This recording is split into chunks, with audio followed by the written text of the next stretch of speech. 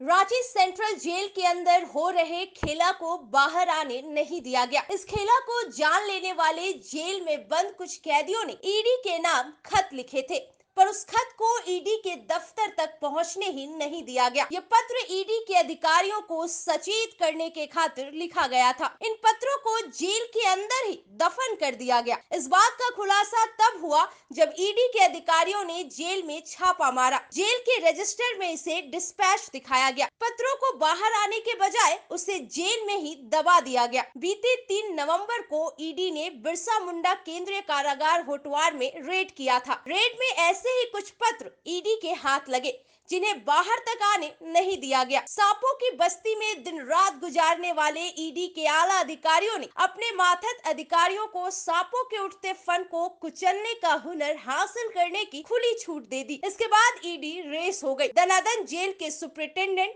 Jailer से लेकर बड़ा बाबू तक को समन भेज ईडी के दफ्तर में बुलवा लिया। जेल के अंदर हो रहे खेला को लेकर ईडी द्वारा जुटाए गए साक्ष्यों और सबूतों के आगे खुद ब खुद बहुत कुछ उगल दिए गए। जांच की आंच में अब बहुत जल्द एक बड़ा चेहरा भी झुलसने वाला है। वैसे इस दागदार चेहरे को बेदाग बता उसे बचा लेने में कुछ सफेद पोश हाफने जरूर लगे हैं। अब लोगों को इस पल का इंतजार है कि ईडी के पंजे इस बड़े चेहरे के गिरेबान तक पहुंच पाती है या नहीं। ईडी ने हाईकोर्ट में दाखिल अपनी सीलबंद रिपोर्ट में कई चौंकाने वाली जानकारी दे दी है। रांची सेंट्रल जेल में बंद रसूखदार पावर ब्रोकर प्रेम प्रकाश हर गतिविधियों पर ईडी की पैनी नजर है। ईडी ने अपनी रिपोर्ट में जांच को प्रभावित करने, ईडी के अधिकारियों को झूठे केस में फंसाने और ईडी के गवाहों को गवाही से मुकरने के लिए दबाव और लालच देने तक का जिक्र किया है।